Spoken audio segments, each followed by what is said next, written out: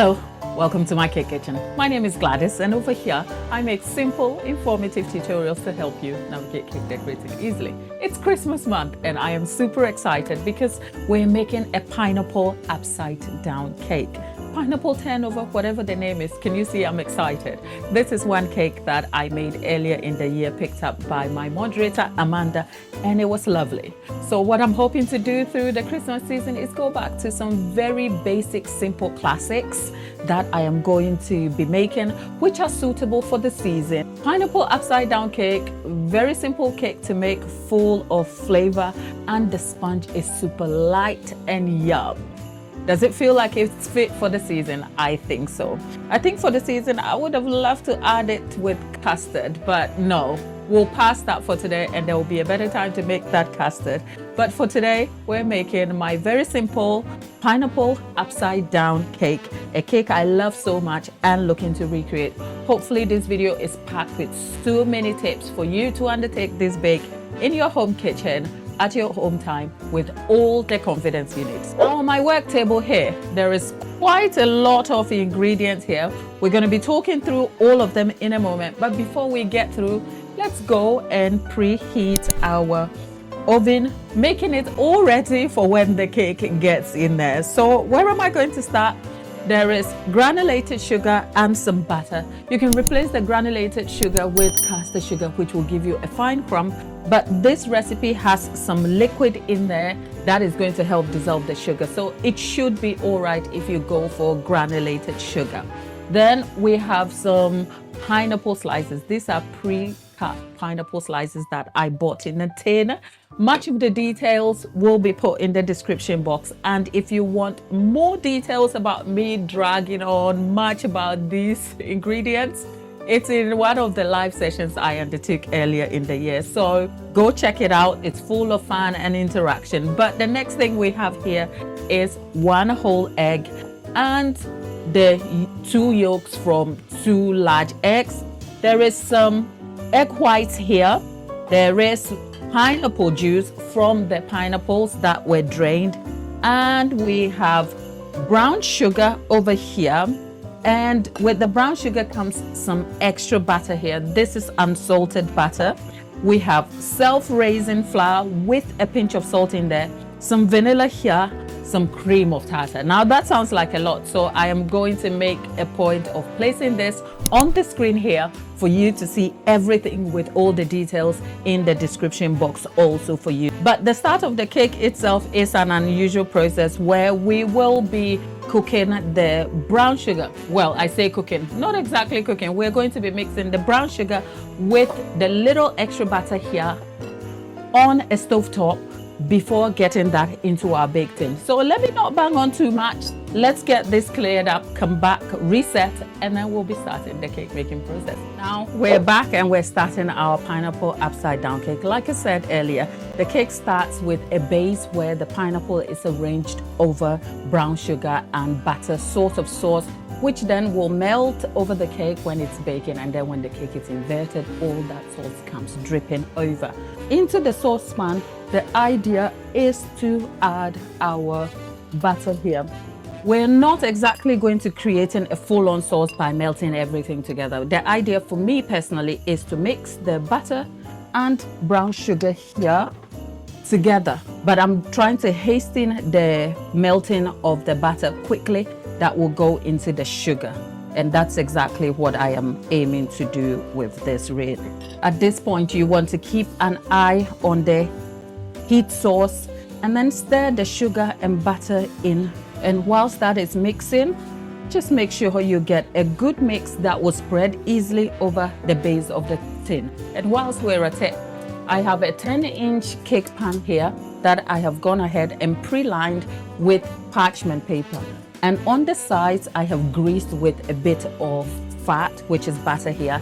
In this case, the idea is to make sure that when the cake goes in, it doesn't stick on the sides. And also I can guarantee the removal of the cake when it is done, because obviously without a grease-proof paper, there's a fear of mine personally that if I'm not careful, the cake wouldn't be inverted, and that's not a risk I am willing to take. So that's a 10-inch thing. Why am I using a 10-inch tin? I'm using a 10-inch tin here just so that the sponge will spread lightly, because with that, I am able to get much of the sauce over it. When I did this the first time, what I baked it in was, I think, an 8-inch tin, and I found that the sponge was a little thicker and denser for me. So this time I am aiming for a smaller, lightly textured sponge that will fit well into this bowl. It is actually a small bake here, and for this quantity you can definitely go ahead and use a hand mixer. I am just going for convenience, which is why my stand mixer stands here. But as you can see, our sugar and butter is mixed over here. I'm going to turn my heat source down, move this to the side, and the next point of our cake making is to arrange the pineapple slices on the base of this tin here. Now you can use as much pineapple as you would like. I don't the funny part is that I have eaten my pineapple slices, so there is not enough here. But trust that on this channel things are going to go wrong. This is not going as I would like. Well, next we are just going to go ahead and have the brown sugar and butter sauce over our pineapple. We should have about 9. Where are the 3 pineapple? Am I sure this is going to work? Well, that is just by the way. You get the point. You use as many pineapples as you would like, or use a little, and I am going to go for the little here, so never mind. The drama of our pineapple is over, and on my side here is the sauce, I call it, and the pineapple. I'm going to leave that to the side, and we're going to just go in here with the first batch of our ingredients, which is our butter and sugar. I cannot believe I did what I did over there, but that also goes to show you how real we are on this channel, okay? If you check our lives out, you'll see the mistakes are live for you to see, because we want to bring you wholesome moments of the baking process so that you are not intimidated and you are inspired with all the confidence to undertake your own baking in your home kitchen. So you know what? I ate the banana. Who's talking bananas? Who? So into the mixing bowl is the butter and sugar mix here, right? And as I said, you're going to see the different process that I am going to undertake to get this sponge light and fluffy. So into that is going to be my paddle attachment. I'm using a paddle attachment here because we just want to cream this together without whipping too much air into the base of the butter and sugar mix. Going to cream this for about 2 to 3 minutes on medium high. Medium high on this mixer is exactly a 3 to 3.5. Anything between 3 and 4 over here will give you the speed that is required. If you're using a hand mixer, perhaps it's better to observe the visual cues, and I'll show you what that looks like as we cream this. Right, 1.5 minutes in, and this is what we have. Our yellow sugar and butter mix has paled out. Because we're using granulated sugar, you can see that the texture is a little bit coarse, but this will all settle when we get the butter mix together. So into that, I am going to continue the creaming process here for another minute, and then we are going to be adding our eggs. 1 minute has gone by and we have exactly 2.5 minutes of creaming, and we've gotten exactly the texture we're looking for here, right? So what you want to do is now add the egg yolk. It goes without saying that you want to make sure that all your ingredients are of room temperature. There are also tricks. For me, for instance, in the kitchen, if I've forgotten to do anything or bring the eggs to room temperature or butter to room temperature, first of all, I put the butter in a microwave at 10-second bursts and make sure that it comes to a spreadable consistency. Works like a trick. Then for the eggs, I drop them in warm water, brings them to room temperature. Same for the milk. In the microwave, 5 seconds. You want to make sure that you don't boil it though. So our egg yolks are here. Now, why do we have the egg yolks in there? The egg yolks will hold the mixture together because it has what you call emulsifiers, and it will mix and cream everything together so that you don't have the structure of the batter breaking. Well, Well, our egg yolk is mixed into it, so we're going to scrape the sides of the bowl.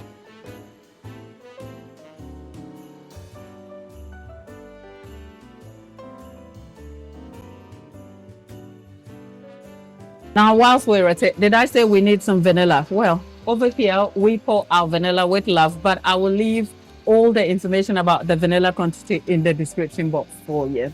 Now, this is where we will slow down the mix and start adding our flour here. The flour has a pinch of salt, and I'm using self-raising flour, which means the use of rising agent is completely eliminated in this recipe.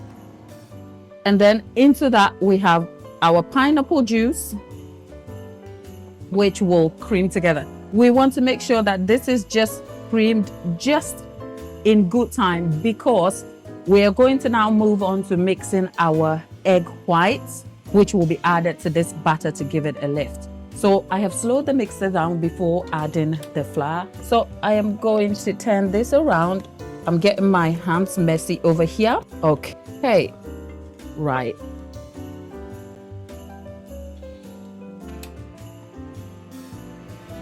So we have our egg whites here, and the idea of the egg whites is to whip them up, get some air bubbles tight in there, which will be added to the batter to give the batter a lift. So one good tip is that when you're going to do the egg whites, you're going to make sure that your utensils are very clean, void of any fat or oil, because that will interfere. So essentially we're trying to whip the egg whites to form soft peaks. So I'm going to go start that. This should take about a minute. Now I am going to be adding the bits of sugar.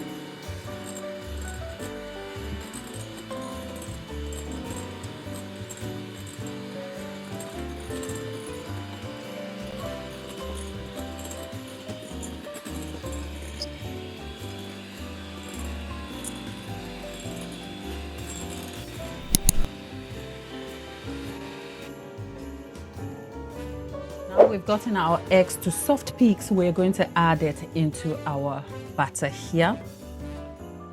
I'm going to try and add it in 2 sections. And at this point, what you're trying to do is fold the egg whites in without over mixing or popping over all the air that you are adding, essentially.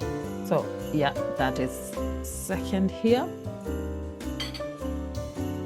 And that is also going to mix in slowly. So, okay, our batter is done. So the next thing is to bring our pineapple without much pineapple base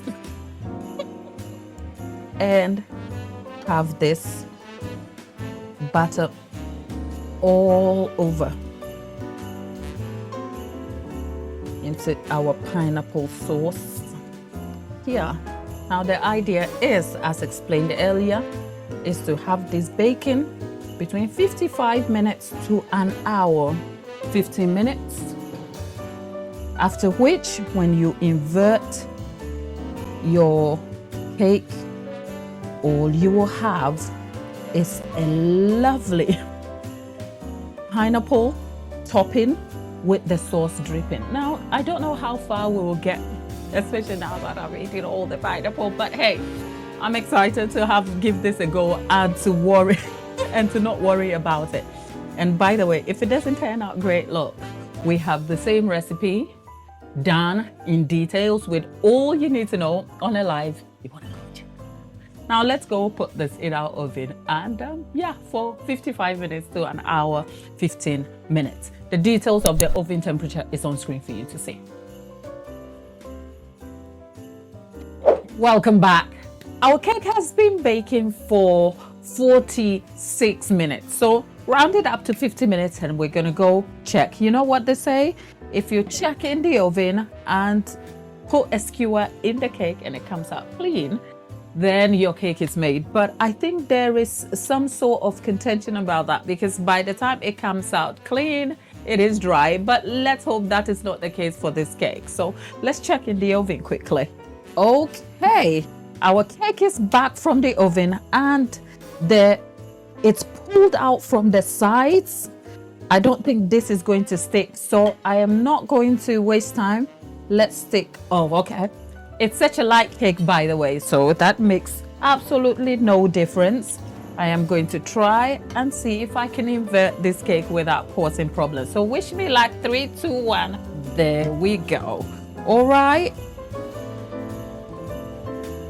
Okay. Oh. This is a good one. This is a good cake. Okay. Well, it didn't seem like my pineapple made a whole like difference. But by the way, if you're watching, this is a good one. Okay. Now my greedy self wants to put all the sauce. Oh well, our cake is inverted, and isn't it a lovely cake? By the way, the trick to use the 10-inch pan has guaranteed the results that I wanted exactly. Because can you see? Okay, this is amazing. It's an amazing cake. Now we're gonna cut into this cake. Oh, excited already about this cake.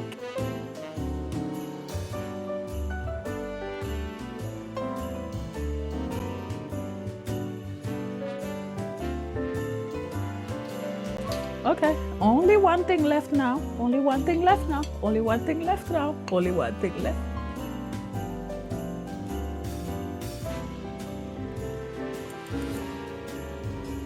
If you've been on this channel before, there's a lot of silence.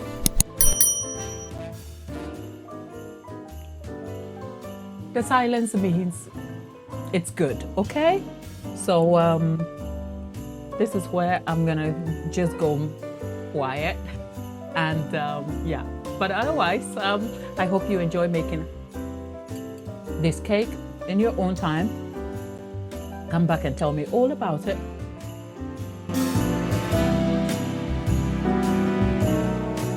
And I'll see you in my next video. Thanks for watching.